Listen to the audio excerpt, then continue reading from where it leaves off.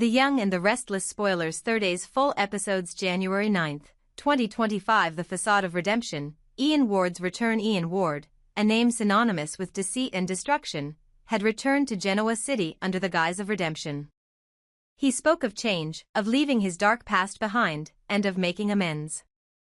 Yet, for those who had suffered under his manipulative schemes, especially the Newman family, his words were hollow. Ian's past was a tangled web of betrayal, and no amount of apologies or good deeds could erase the damage he had caused. Mariah, who bore her own scars from Ian's twisted influence, had no tolerance for his so-called transformation. When she confronted him at Crimson Lights, her anger boiled over. "You don't get to walk around here pretending to be a saint," Mariah spat, her voice sharp enough to cut glass. "You destroyed lives, Ian. You ruined families. You think a few kind words and a new suit make you a different person?" Ian remained calm, his expression almost serene. "People change, Mariah. Maybe you should try forgiveness. It might do your heart some good."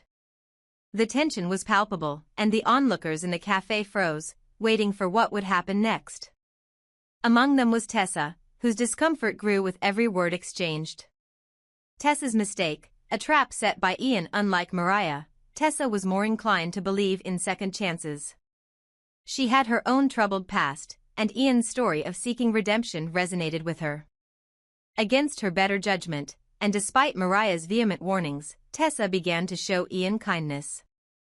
She offered him food, listened to his stories, and even defended him when others voiced their distrust. "Tessa, you're making a mistake," Mariah said one evening, her frustration evident. "He's not some misunderstood soul. He's a snake, and he'll turn on you the moment it suits him." "You don't understand," Tessa replied, her voice tinged with defiance. "People can change, Mariah. Maybe if you stopped being so angry, you'd see that."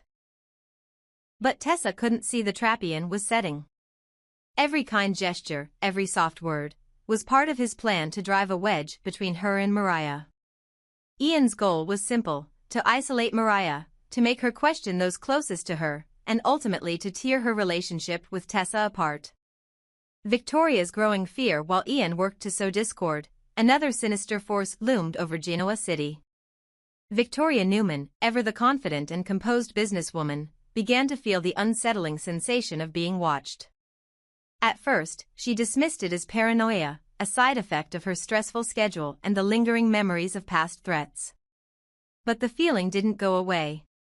It followed her home from work, lingered in the shadows of parking lots, and even crept into her office late at night. Victoria couldn't shake the sense that someone was tracking her every move. "Who would dare come after me?" she muttered to herself, shaking her head. "This is Genoa City. No one is stupid enough to cross me." Yet her confidence was misplaced. The predator watching her wasn't someone to be underestimated, and Victoria's underestimation would soon cost her dearly. Sharon's ordeal, a fight for survival. While Victoria grappled with her unease, Sharon was living through a nightmare. For 3 days, she had been held captive by Jordan, her body weakened by hunger and her mind slipping into dangerous territory. The once strong Sharon Newman was now a shadow of herself, reduced to a desperate struggle for survival.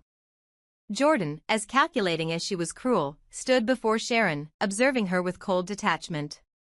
"You're lucky I'm indecisive," she said, her voice devoid of emotion. "I haven't decided whether to kill you or let you live." Sharon, her throat dry and her voice barely above a whisper, managed to speak. "Why are you doing this? What do you want from me?" Jordan tilted her head, a faint smile playing on her lips. "Want? I don't want anything from you, Sharon. I'm just considering my options." The lack of food and water began to take its toll. Sharon's vision blurred, and her mind betrayed her, conjuring up hallucinations of loved ones urging her to fight, to hold on. But with each passing hour, her strength waned, and the hope of rescue grew fainter. The convergence of chaos. As these events unfolded in parallel, the lives of the residents of Genoa City grew more entwined, their fates hanging by threads that seemed destined to collide. Mariah and Tessa, the cracks in their relationship deepened as Ian's manipulation took hold. Tessa, blinded by her belief in redemption, failed to see the damage Ian was causing, while Mariah's anger and frustration threatened to push her further away. Victoria, her confidence began to waver as the unknown threat closed in. She was a Newman, and Newmans didn't scare easily. But even she couldn't deny the growing danger lurking just out of sight. Sharon, alone, starving, and on the brink of collapse, Sharon clung to the faint hope that someone, anyone, would come for her before it was too late. What comes next? The tension in Genoa City was at a breaking point. Ian's schemes, Victoria's stalker, and Jordan's twisted games were all threads in a larger tapestry of deceit and danger. For Mariah, Tessa, Victoria, and Sharon, the choices they made in the days ahead would determine not only their futures but the lives of those around them. But one thing was certain, the storm brewing in Genoa City wasn't going to pass quietly. And when it finally broke, no one would be left untouched. This narrative weaves together the various threads of betrayal, manipulation, and danger, setting the stage for explosive confrontations and emotional revelations. Let me know if you'd like further refinements or additional layers to the story. The unexpected arrival of Damien. Genoa City was no stranger to surprises, but Damien's sudden arrival caught everyone off guard. Tall, charismatic, and confident, Damien carried himself with an ease that made it hard not to like him. Yet beneath his friendly demeanor lay questions that no one could ignore. For Devon Hamilton, Damien's arrival wasn't just a family reunion, it was a mystery to unravel. Damien claimed to be Nate's half-brother, a product of their father's past, and while Nate accepted the news with open arms, Devon's instincts told him to proceed with caution. After all, Genoa City had seen its fair share of imposters. A warm welcome and a quiet skepticism. Devon and Abby greeted Damien warmly, though Devon's smile was laced with subtle suspicion. As Abby showed Damien around society, chatting about the Newman and Abbott families, Devon observed quietly, analyzing every word, every gesture. Nate, on the other hand, was overjoyed. "I can't believe I have a brother," he said, clapping Damien on the shoulder. "It's like finding a missing piece of myself." Damien smiled, his charm effortlessly disarming. "I've always wanted to meet you, Nate. I've heard so much about you." Devon, standing slightly apart, folded his arms. "And how exactly did you find us, Damien? Genoa City isn't exactly the first place people look for long-lost relatives." Amy, the woman who had introduced Damien as Nate's brother, interjected smoothly. "Damien tracked me down.